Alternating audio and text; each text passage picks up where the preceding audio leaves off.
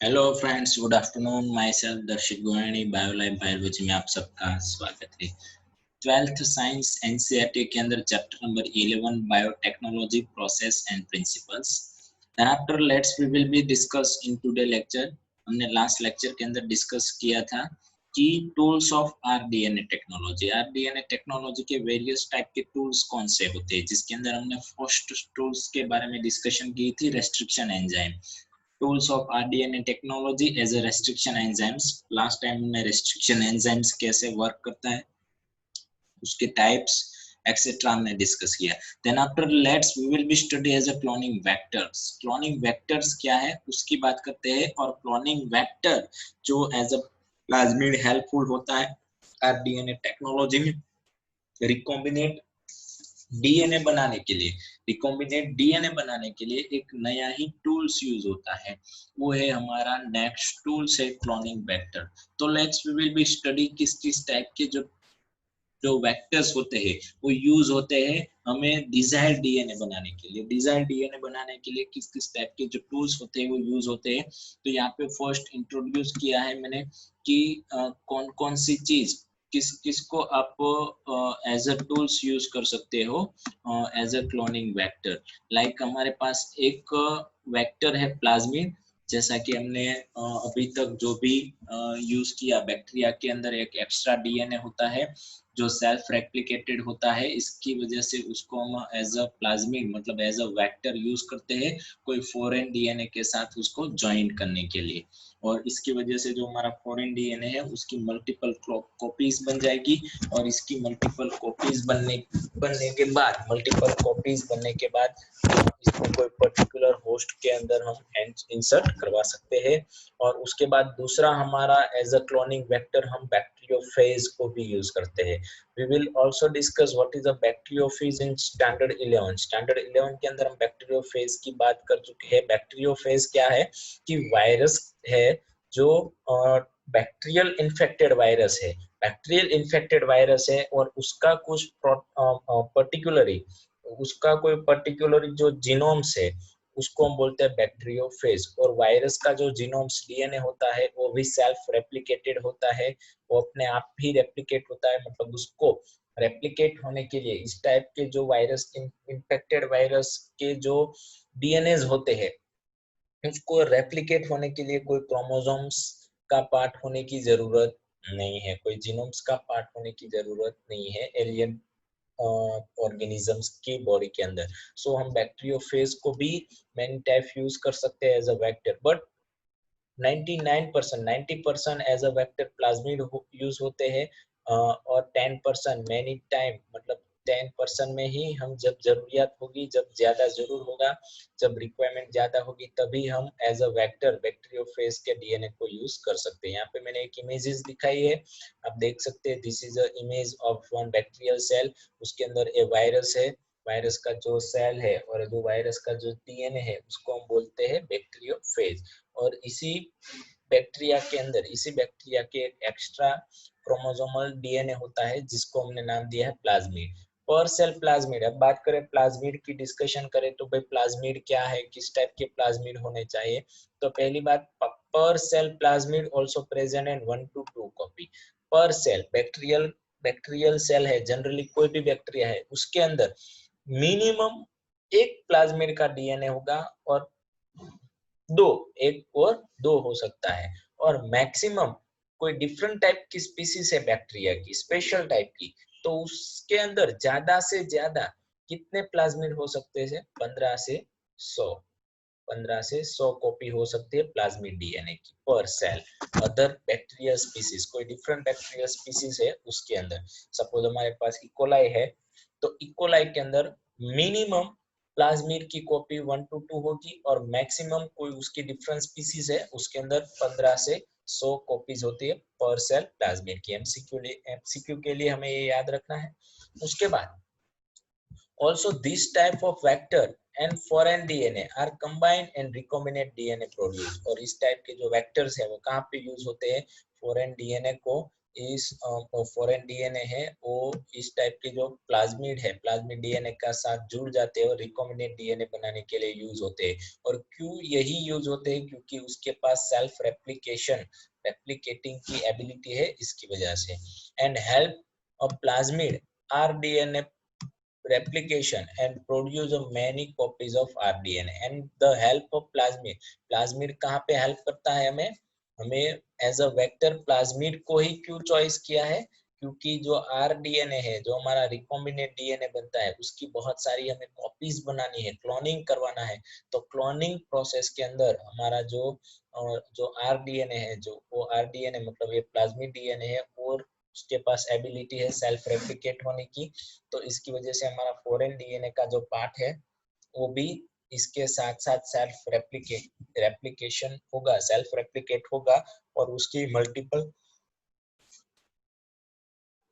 Multiple copies हमें मिलेगी। उसके बाद following are the future that are required the facility of cloning vector.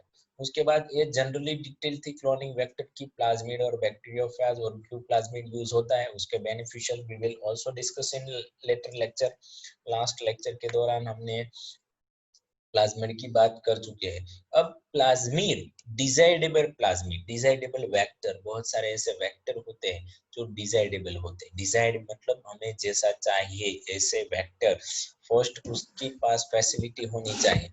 Origin of replication मतलब वो जो प्लाज्मिड है वो सेल्फ रेप्लिकेटेड होना चाहिए। जो प्लाज्मिड है वो सेल्फ रेप्लिकेटेड होना चाहिए, मतलब कोई भी आज एज अ वेक्टर आप यूज करो कोई भी डीएनए को, तो सेल्फ रेप्लिकेटेड होना चाहिए। उसे कोई जीनोम का, एलियन ऑर्गेनिजम्स के अंदर कोई जीनोम का और क्रोमोसोम का पार्ट होने की जरूरत नहीं होनी चाहिए। उसके बाद selectable marker, this is the most important point. Selectable marker भी इस टाइप के वेक्टर के पास होना चाहिए। उसके बाद क्लोनिंग साइट, जहाँ पे फॉरेन डीएनए जॉइंट हो सकता है, ऐसी जगह भी होनी चाहिए। उसके बाद vector for cloning genes, plants and animals. उसके बाद प्लांट और एनिमल्स के अंदर जो जीन्स को क्लोन करने के लिए वेक्टर ये यूजफुल होने चाहिए, इस टाइप के वेक्टर है वो यूजफुल होने चाहिए। तो ये 4 टाइप की फैसिलिटीज हमारे वेक्टर्स के अंदर होनी चाहिए। तो let's we will be study, हम ज्यादा से ज्यादा प्लाज्मिड यूज कर सकते हैं। तो प्लाज्मिड के अंदर ऐसी फैसिलिटी है। तो फर्स्ट यहाँ पे हम देखते हैं origin of replication. What is the origin of replication? तो सिंपल बात है, कोई भी आपने प्लाज्मिड यूज करते हो, आप ये प्लाज्मिड डीएनए है, कोई भी आप प्लाज्मिड डीएनए यूज कर सकते हो, तो वो सेल्फ रेप्लिकेटेड होना चाहिए। उसको कोई डीएनए और कोई क्रोमोसोम्स, एलियन ऑर्गेनिजम्स के अंदर कोई क्रोमोसोम्स और होस्ट सेल के अंदर कोई क्रोमोसोम्स और कोई सेल का पार्ट होने की जरूरत नहीं होनी चाहिए, वो सेल्फ रेप्लिकेटेड होना चाहिए। तो ये फर्स्ट रिक्वायरमेंट है, फर्स्ट फैसिलिटी होनी चाहिए, तो ही आप इसको एज अ वेक्टर यूज कर सकते हैं। उसके बाद second thing is a selectable marker. Second thing is a selectable marker, most important. In addition to ori वो शॉर्ट फॉर्म है ओरिजिन ऑफ रेप्लिकेशन का, ओरी होना चाहिए। उसके बाद ओरी के साथ साथ सिलेक्टेबल मार्कर भी होने चाहिए। तो सिलेक्टेबल मार्कर क्या है? Which help in identifying and eliminating non transformant and selectively permitting the growth of the transformant.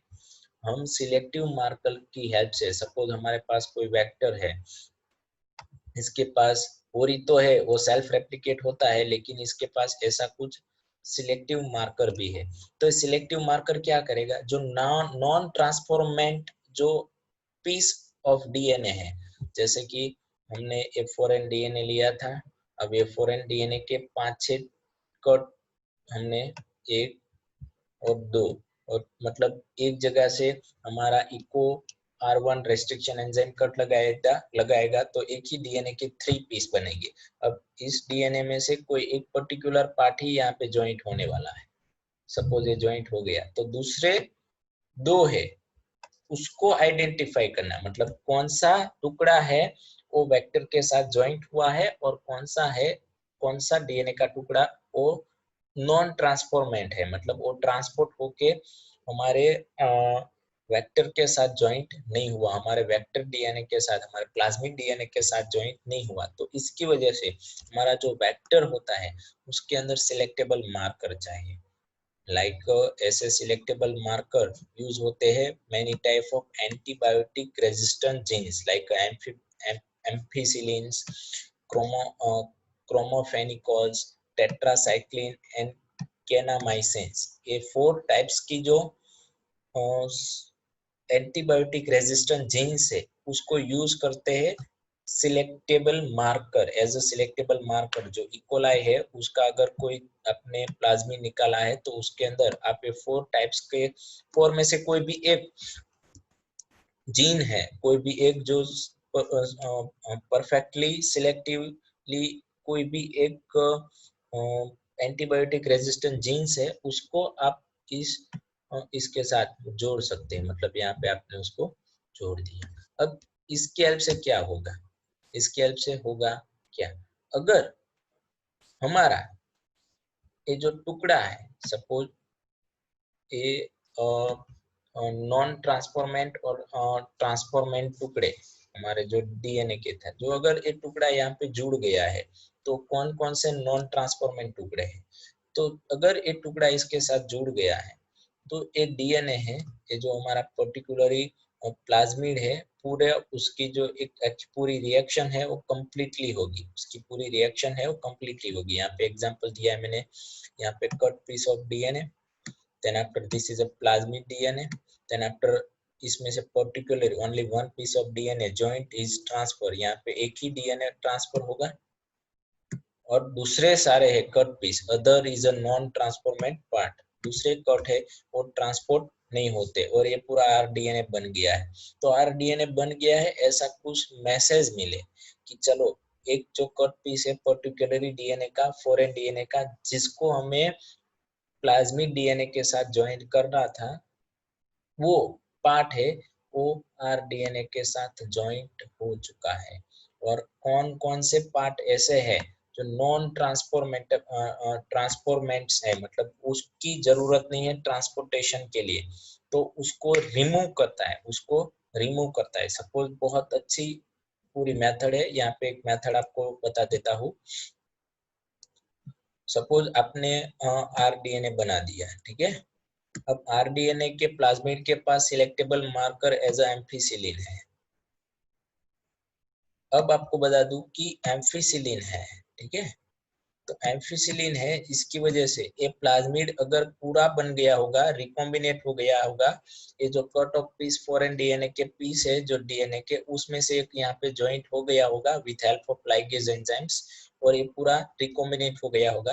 तो अब इस डीएनए के जो लिक्विड है उसको आप एक ऐसे मीडियम के अंदर डालें, जैसे कि ऐसे मीडियम के अंदर जो मीडियम एम्फिसिलिन का बना हो, मतलब यहाँ पे एम्फिसिलिन एंटीबायोटिक जो दवाई आती है उसका यहाँ पे मीडियम है, उसके अंदर हमने ये रिकॉम्बिनेट डीएनए डाल दिया और साथ साथ में नॉन ट्रांसफॉर्मेंट पार्ट भी उसके अंदर डाल दिए। तो अब हमें पता है कि जो ट्रांसपोर्टेबल पार्ट था उसके पास एम्फिसिलिन को रेजिस्ट करने की कैपेसिटी आ गई है। क्यों? क्योंकि हमारे प्लाज्मिड के पास ही उसका एक जीन्स था, उसका एक जीन था, मतलब उसका एम्फिसिलिन का एक जीन्स था हमारे प्लाज्मिड के पास ही, मतलब हमारे वेक्टर के पास ही। सो इसके साथ जो जुड़ा हुआ टुकड़ा है वो यहाँ पे इजीली, ये जो मीडियम है हमारा, जो मीडियम है एम्फिसिलिन वाला, वहां पे इजीली ग्रोथ होगा, जर्मिनेट होगा, हम ऐसा वर्ड यूज कर सकते हैं, जर्मिनेट होगा। और अदर जो डीएनए है वो यहाँ पे जर्मिनेट नहीं होगी। क्यों? क्योंकि उसके पास इस एम्फिसिलिन मीडियम को रेजिस्ट करने की कैपेसिटी, ऐसे जीन्स नहीं है। सो हमने इजीली ट्रांसफॉर्मेटेड पार्ट और नॉन ट्रांसफॉर्मेटेड कट पीस डिवाइड कर लिए इस मेथड की हेल्प से। तो इसको बोलते हैं हम सिलेक्टेबल मार्कर, इसको हम बोलते हैं सिलेक्टेबल मार्कर। ऐसे सिलेक्टेबल मार्कर भी हमारे वेक्टर के पास होने चाहिए जिसकी हेल्प से हमें पता चल सके कि कौन से नॉन ट्रांसपोर्टेबल है और कौन से ट्रांसपोर्टेबल है। उसके बाद तीसरा और most important, cloning sites. Cloning site की इजी डेफिनेशन, हमारे पास फॉरेन डीएनए था, हमारे पास वेक्टर डीएनए है। अब आपने रिस्ट्रिक्शन एंजाइम की हेल्प से इस दोनों के अंदर कट तो लगवा दिए, कट तो हो गए, ठीक है। अब कट होने के बाद जो हमारा वेक्टर है मतलब प्लाज्मिड है, उसके पास एक ऐसी जगह बनी जहां पे हमारा फॉरेन डीएनए का जो कट ऑफ पीस है वो cut of piece of DNA यहाँ पे ज्वाइंट हो सकता है in order to link the alien DNA. ऐसा पार्ट जहाँ पे alien DNA foreign DNA joint हो सके। तो फर्स्ट मेन थिंक है, हमारी मोस्ट इम्पोर्टेंट थिंक है कि वेक्टर के पास ऐसी जगह भी होनी चाहिए जहाँ पे फॉरेन डीएनए एलियन डीएनए का कट ऑफ पीस ज्वाइंट हो सके और ज्वाइंट होने के बाद वो पूरा रिकॉम्बिनेट बने, मतलब पूरा डीएनए बने। पहले टुकड़ों में डिवाइड था, अब ज्वाइंट होके एक नया डीएनए बना और ये नए डीएनए के पास वो नया डीएनए है वो क्लोनिंग होगा। क्लोनिंग मतलब उसकी मल्टीपल कॉपी होगी होस्ट के अंदर ट्रांसपोर्ट होने के बाद, और इस तरह से इस पर्टिकुलर साइट को हम बोलते हैं क्लोनिंग साइट।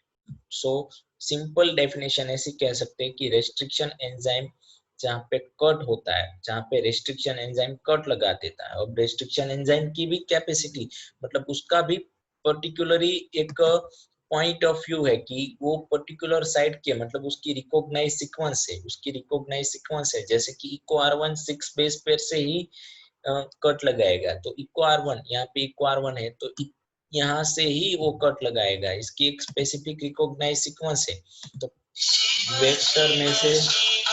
वेक्टर में से क्या होगा, वेक्टर में से यहाँ से एक पर्टिकुलर साइट से जो वेक्टर डीएनए उसको कट करेगा इको R1, ये उसकी पर्टिकुलर साइड है। तो ये साइड है, वहां पे ही आपने अगर इको R1 से कोई फॉरेन डीएनए को कट किया है तो इको R1 से कट हुआ जो पार्ट है एलियन डीएनए, वो पर्टिकुलर इसी जगह पे, मतलब जहाँ पे वेक्टर को इको R1 से कट हुआ है वहां पे ही लग सकता है, वो कोई अदर साइड पे ज्वाइंट नहीं हो सकता। तो ऐसी जो साइट है, ऐसी जो जगह है उसको हम बोलते हैं क्लोनिंग साइट्स। इम्पोर्टेंट है, मैंने पहले ही बताया था रिस्ट्रिक्शन एंजाइम जब मैंने स्टडी करवाया तभी, कि फॉरेन डीएनए और हमारा ट्रांसपोर्ट वेक्टर डीएनए, उन दोनों में आपने अगर फॉरेन डीएनए के अंदर eco R1 restriction enzyme use किया है तो आपको वेक्टर के अंदर वही रेस्ट्रिक्शन एंजाइम यूज करना पड़ेगा, तो ही आप ये जो रेस्ट्रिक्शन एंजाइम है उसकी पर्टिकुलर साइट है वहां पे ही एक कट पीस ज्वाइंट हो सकता है, अदरवाइज एक कट पीस वहां पे ज्वाइंट नहीं होगा। क्यों? क्योंकि मैंने बताया था कि adenine thymine guanine cytosine particularly site होती है, पर्टिकुलरली न्यूक्लियोटाइड बेस होती है, और न्यूक्लियोटाइड बेस जहाँ से हमारे इको R1 ने 6 बेस पेयर से कट किया है, उसी 6 बेस पेयर में कट लगाना पड़ेगा हमारे वेक्टर डीएनए के अंदर, तभी ये जो पार्ट है वो यहाँ पे ट्रांसपोर्ट होके ज्वाइंट हो सकता है। तो ऐसी पर्टिकुलर साइट क्लोनिंग साइट होनी चाहिए, जैसे कि इको R1 से कट हुआ part, this is a one cloning site. उसके बाद हिंद 3 से कट हुआ पार्ट, उसके बाद balm H1 also restriction enzyme, साल H1 also restriction enzyme, PBU2 it's also restriction enzyme, and PSTI also restriction enzymes। तो इतने सारे जो, and PBU1 PBU2 1 PST1 BAM H1 SAL1 in the 3 and CLA1 and ECO R1, इतनी सारी restriction sites available है हमारी vector के पास। इतनी साइड हमारे पास अवेलेबल है, हमारे वेक्टर के पास फैसिलिटी है ऐसी, और ये पर्टिकुलरली वेक्टर का नाम है PBR322, ये आर्टिफिशियल वेक्टर है। तो हमें बैक्टीरियल सेल में से जो प्लाज्मिड मिलता है, उस प्लाज्मिड के अंदर हमने एक जीन एंटर करवाया सिलेक्टेबल मार्कर वाला, कोई भी एम्पिसिलिन, कोई भी एंटीबायोटिक का जीन्स, उसके बाद उसके अंदर हमने स्पेसिफिक ओरिजिन ऑफ रेप्लिकेशन, उसकी तो एक कैपेसिटी है ही, इसकी एक साइड है कि जहां से वो रेप्लिकेट करना स्टार्ट होता है, ओरिजिन ऑफ रेप्लिकेशन। और तीसरा हमारे पास ऐसी कैपेसिटी आई इस वेक्टर के पास, अगर आपने कोई भी पर्टिकुलर कोई भी वेक्टर यूज किया, कोई भी रेस्ट्रिक्शन एंजाइम यूज किया, अगर बाम H1 यूज करते हो तो यहाँ से कट लगेगा, साल H1 यूज करते हो तो यहाँ से कट लगेगा, और इसी रेस्ट्रिक्शन एंजाइम से आपको फॉरेन डीएनए को कट करना है। तो यहाँ पे फॉरेन डीएनए में से साल H1 की हेल्प से जो कट हुआ पीस है वो यहाँ पे आके ही ज्वाइंट होगा। तो एक पर्टिकुलरली क्लोनिंग साइट बोलते हैं, उसको हम बोलते हैं पर्टिकुलरली क्लोनिंग साइट्स। तो ये पूरा आर्टिफिशियल, हमारा पूरा आर्टिफिशियल क्लोनिंग वेक्टर है, उसका नाम है PBR322। इसका नोमेनकल्चर कैसे हुआ है, जैसे हमारे रेस्ट्रिक्शन एंजाइम का नोमेनकल्चर हुआ है, इसी तरह से हमारे ये जो PBR322 इस तरह का जो क्लोनिंग वेक्टर है उसका नाम मतलब उसको उसको नेमिंग प्रोसेस, उसकी नेमिंग प्रोसेस हुई है, उसकी स्पीसीज, जीनस, उसके साइंटिस्ट और उसकी पर्टिकुलर नंबर 322 स्पीसीज के जो सीक्वेंस होती है इकोलाई की 322 स्पीसीज है, उसमें से हमें पर्टिकुलरली प्लाज्मिड वेक्टर मिला है। तो ये पूरे उसकी नंबरिंग प्रोसेस है। ऐसे बहुत टाइप के ऐसे बहुत टाइप के क्लोनिंग वेक्टर होते हैं, प्लाज्मिड होते हैं जो यूज होते हैं RDNA टेक्नोलॉजी में एज अ वेक्टर। तो आपको आई होप कि ये पता चल गया है।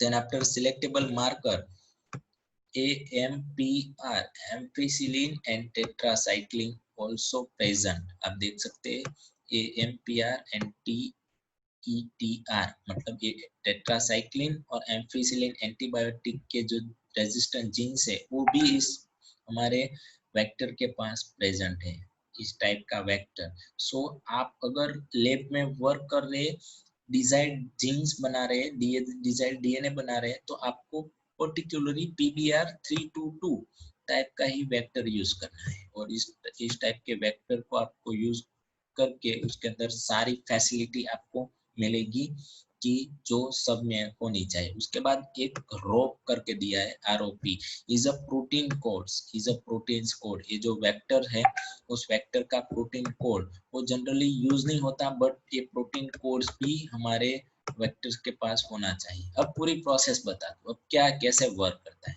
तो आपको बता दूं कि यहाँ पे हमने रिकॉम्बिनेट DNA बना दिया, आप देख सकते हैं हमने रिकॉम्बिनेट DNA बना दिया, ठीक है। जैसे कि प्लाज्मिड, उसमें से इको R1 की हेल्प से हमने कट किया, यहाँ पे फोरेन को भी इको R1 की हेल्प से कट किया, इस पार्ट को यहाँ पे लगा दिया, ये रिकॉम्बिनेट DNA बन गया, उसको होस्ट के अंदर डाल दिया, रेप्लिकेट हुआ। रेप्लिकेट होने के बाद अब सपोज हमने एज अ प्लाज्मिड वेक्टर हमने एक PUC 18 और 19 ये दूसरा वेक्टर है, जैसे कि PBR322 टाइप का हमारा वेक्टर हमारी बुक के अंदर एग्जांपल है, ऐसा यही दूसरा वेक्टर है जिसके पास different different cloning site, different different selectable marker है। सपोज इसके पास इको R1 की एक स्पेसिफिक साइट थी जहाँ पे ये पर्टिकुलरली इको R1 की हेल्प से कट हुआ पार्ट यहाँ पे ज्वाइंट हो सकता है। तो ये PUC 18 है, तो यहाँ पे ये जो पूरा पार्ट है यहाँ पे ये इको R1 से कट हुआ जो फॉरेन DNA का पार्ट है वो ज्वाइंट हो गया, ठीक है। उसके बाद सिलेक्टेबल मार्कर कहाँ पे यूज होते हैं, उसके बाद आपको कैसे पता चल जाता है कि ये जो DNA है वो रिकॉम्बिनेट हुआ है कि नहीं, मतलब नया DNA बना है कि नहीं। तो एक तो प्रोसेस थी हमारी जेल इलेक्ट्रोफोरेसिस, दूसरी प्रोसेस ये है कि ये जो हमारे क्लोनिंग करवाया है हमने होस्ट के अंदर, ये जो हमारा रिकॉम्बिनेंट DNA एंटर करवाया था मल्टीप्लाई हुआ है, अब इस होस्ट को कहाँ पे आपको एंटर करवाना है, एक मीडियम लेना है, इस मीडियम के अंदर एम्पिसिलिन और टेट्रासाइक्लिन दोनों में से एक रखना है इसके अंदर, और इसके अंदर इस बैक्टीरियल कल्चर, इस बैक्टीरिया के लिक्विड को डालना है। अब इस बैक्टीरिया के पास कौन सी कैपेसिटी आ गई होस्ट ऑर्गेनिज्म के पास, टेट्रासाइक्लिन रेजिस्टेंट। क्यों, क्योंकि उसकी बॉडी के अंदर ऐसे DNA प्रेजेंट है जो टेट्रासाइक्लिन को रेजिस्ट कर सकते हैं, और वो कहाँ से आए, हमारे प्लाज्मिड के पास, हमारे प्लाज्मिड के पास। तो हमारे प्लाज्मिड के पास के जीन्स थे स्पेसिफिक एंटीबायोटिक रेजिस्टेंट और सिलेक्टेबल मार्कर। अब हमें यहाँ पे ग्रोथ हुआ मिले, मतलब इस तरह के रीजन्स में कौन से जो होस्ट है वो ग्रोथ होगे जिसके पास ऐसी कैपेसिटी होगी एंटीबायोटिक रेजिस्टेंट कर सके, मतलब एंटीबायोटिक को डिस्ट्रॉय न्यूट्रलाइज हो जाता है, यहाँ पे पॉजिटिव यहाँ पे पॉजिटिव, यहाँ पे भी एंटीबायोटिक यहाँ पे एंटीबायोटिक, तो दोनों न्यूट्रलाइज हो गए, यहाँ पे बैक्टीरिया ग्रोथ होगा। तो ऐसा ही आप देख सकते हैं यहाँ पे बहुत सारे बैक्टीरियाज ग्रोथ हो गई। तो मतलब हमारा जो सिलेक्टेबल मार्कर था वो वर्क कर रहा है, हमारा प्लाज्मिड है उसके साथ हमारा जो स्ट्रिकी एंड है वो जॉइंट होगा, तभी वो जॉइंट होने के बाद ही वो रेप्लिकेट हो सका है। और उसका मतलब ये है कि हमारा आर डीएनए रिकॉम्बिनेट डीएनए तैयार है, वो वर्क फुल सक्सेसफुल कर रहा है। तो हमें सिलेक्टेबल मार्कर भी यूज हुए। उसके बाद हमने पर्टिकुलर जो क्लोनिंग साइट दी थी वहां पे ही हमारा जो फॉरेन डीएनए वो जॉइंट हुआ है वो सब हमें पता चल जाता है। Use of specific vector, use of specific type of vector. यहाँ पे वही एग्जांपल दिया है, एक पेट्री प्लेट है उसके अंदर हमने टेट्रासाइक्लिन मीडियम लिया है। उसके बाद ये टेस्ट ट्यूब है जिसके अंदर PBr322 बाम H1 साइड से कट हुआ एक फॉरेन डीएनए का पार्ट ज्वाइन किया है। और PBr322 के पास कैपेसिटी है टी टेट्रासाइक्लिन मीडियम के अगेंस्ट सर्वाइव होने की, है ना, उसके पास ऐसे जीन्स है। अब ये फॉरेन डीएनए यहाँ पे ज्वाइंट हो गया है, उसका मतलब इस फॉरेन डीएनए के पास भी ऐसी कैपेसिटी आ गई और ये रेप्लिकेट होता है। तो अब इसको इस RDNA सॉल्यूशन को हमने यहाँ पे इसके ऊपर डाला तो ग्रोथ होगा, जर्मिनेट होगा। जर्मिनेट होगा उसका मतलब क्या हुआ कि जो डीएनए है वो हमारा रिकॉम्बिनेट हो गया है सक्सेसफुली और हमारा जो वेक्टर है वो भी सक्सेसफुली वर्क कर रहा है। क्योंकि हमें पता है PBr322 है वहां पे फॉरेन डीएनए का पार्ट ज्वाइंट नहीं हुआ तो एक डीएनए आधा होगा और आधा डीएनए कभी भी रेप्लिकेट नहीं होता। आधा डीएनए कभी भी रेप्लिकेट नहीं होगा। उसके साथ बाम H1 की हेल्प से जो जुड़ा हुआ कट हुआ हुआ कोई भी फॉरेन डीएनए पी से वो जॉइंट हुआ है और रिकॉम्बिनेट होके नया डीएनए बना है, तभी वो ग्रोथ हुआ है। और उसका रिजल्ट हमें मिलता है टेट्रासाइक्लिन मीडियम सिलेक्टेबल मार्कर था हमारा सिलेक्टेबल मार्कर। उस सिलेक्टेबल मार्कर ने आइडेंटिफाई करवाया कि हाँ ये वर्क कर रहा है, ये वर्क कर रहा है, हमने हमको हाईलाइट दी। तो एक प्रोसेस है। उसके बाद एक दूसरी प्रोसेस है इंसिरेशन इन एक्टिवेशन। और आपको मैं बता सकता हूँ दूसरी प्रोसेस है कि रिमूव ऑफ दिस RDNA। अब आपको इस मीडियम में से उस डीएनए को रिमूव करना है तो उसके लिए स्पेसिफिक फिल्टरेशन टेक्निक यूज करनी पड़ेगी। जो डीएनए को डीएनए वाले जो सेल है उसको रख दे और जो दूसरा जो सब्सटेंस है बैक्टीरिया के वो सारे रिमूव हो जाए। ऐसा आपको फिल्ट्रेशन टेक्निक यूज करनी पड़ेगी। उसके बाद दूसरी भी टेक्निक है, हमें कैसे पता चलता है कि रिकॉम्बिनेट डीएनए बना है कि नहीं। तो उसके लिए एक टेक्निक है इंसिरेशन इनएक्टिवेशन। इंसिरेशन इनएक्टिवेशन उसके अंदर क्या होता है कि हमारे RDNA है रिकॉम्बिनेट डीएनए उसके साथ बीटा गैलेक्टोसाइड्स का एक केमिकल कंपोनेंट ज्वाइन किए जाते हैं, मतलब उसकी कलर रिएक्शन होती है। और अगर RDNA रिफ्लेक्ट करता है इस कलर पिगमेंट को और RDNA इस कलर पिगमेंट को रिफ्लेक्ट करता है, उसका मतलब हमारा जो डीएनए है, सपोज मैं आपको बता दूं कि ये हमारा वेक्टर था, इस वेक्टर के साथ साथ हमने बीटा गैलेक्टोसाइड्स टाइप का केमिकल कंपोजिशन डाल दिया, ठीक है। अब ये जो डीएनए है वो रिकॉम्बिनेट हुआ है तो ही ये कलर पिगमेंट देने वाला है। तो अब इसको हम पर्टिकुलरली जो रिकॉम्बिनेंट डीएनए है उसको बीटा गैलेक्टोसाइड के साथ मिक्स कर देंगे तो इसकी वजह से ये जो डीएनए है मतलब ये जो रिकॉम्बिनेंट डीएनए है वो कलर पिगमेंट देगा। और कलर पिगमेंट दिया मतलब उसका मतलब है कि हमारा रिकॉम्बिनेशन डीएनए कंप्लीट है। हमें ये सारी प्रोसेस नहीं करनी पड़ेगी, हमें टेट्रासाइक्लिन मीडियम वाले प्रोसेस नहीं करनी पड़ेगी आइडेंटिफाई करने के लिए कि रिकॉम्बिनेंट डीएनए हुआ है कि नहीं। सिलेक्टेबल मार्कर का भी यूज नहीं करना पड़ेगा। As a beta galactosidase also use as a selectable marker. तो इस प्रोसेस को हम बोलते हैं insertion in activation. Insertion in activation, this is a mostly used to identify the recombinant DNA.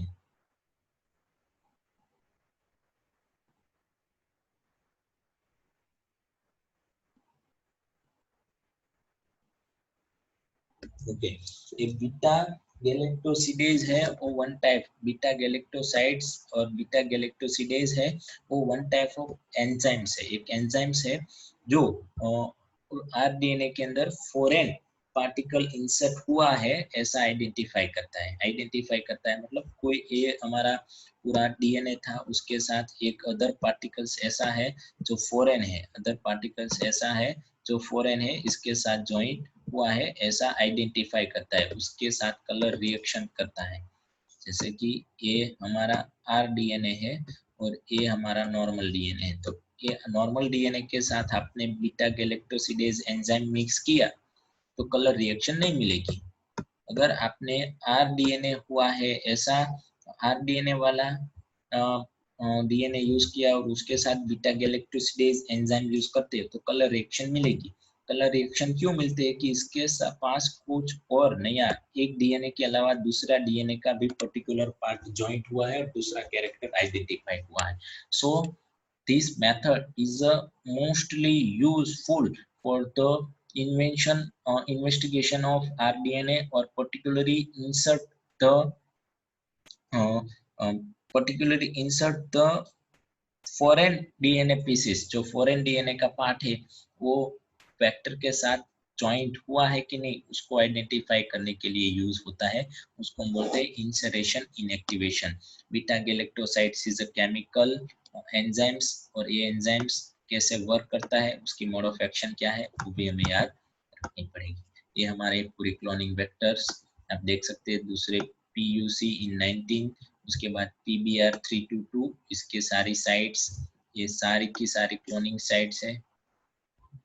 उसके बाद ये पूरा हमारा PSTL, ये भी क्लोनिंग साइट है। उसके बाद ये एम्पिसिलिन और टेट्रासाइक्लिन, ये उसकी सिलेक्टेबल मार्कर है। उसके बाद ये पूरा ओरी એટલે કે रेप्लिकेशन सेल्फ रेप्लिकेटेड है, ऐसा बताता है कि यहाँ से इस रेप्लिकेशन प्रोसेस स्टार्ट होती है। तो ये सेल्फ रेप्लिकेटेड है और ऐसे बहुत सारे वेक्टर अवेलेबल है। आप देख सकते हैं कि कोई ऐसे डिफरेंट टाइप की बैक्टीरिया के अंदर डिफरेंट वेक्टर होगा, जिसके पास क्लोनिंग साइट कम होगी, पर्टिकुलर ही क्लोनिंग साइट होगी। उसके बाद उसके पास पर्टिकुलर ही जो पर्टिकुलर एंटीबायोटिक रेजिस्टेंट जीन्स हो गए, ऐसा वगैरह बहुत सारे टाइप्स के ऐसे वेक्टर्स होते हैं। तो जनरली हमारे पास वेक्टर के पास कितनी फैसिलिटी होनी चाहिए? ORI, origin of replication, then after second is a selectable marker, and third is a cloning sites। ORI selectable marker and then after cloning sites। यहाँ से यहाँ तक ये पूरा हमारा टेट्रासाइक्लिन रेजिस्टेंट वाला जो एक्सपेरिमेंट था पेट्री डिश वाला वो दिया गया है, आप पढ़ सकते हैं।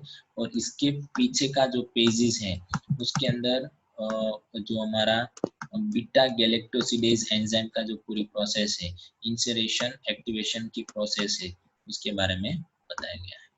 तो ये है हमारा पूरा सिलेक्टेबल, ये है हमारा पूरा क्लोनिंग वेक्टर और उसके फीचर्स।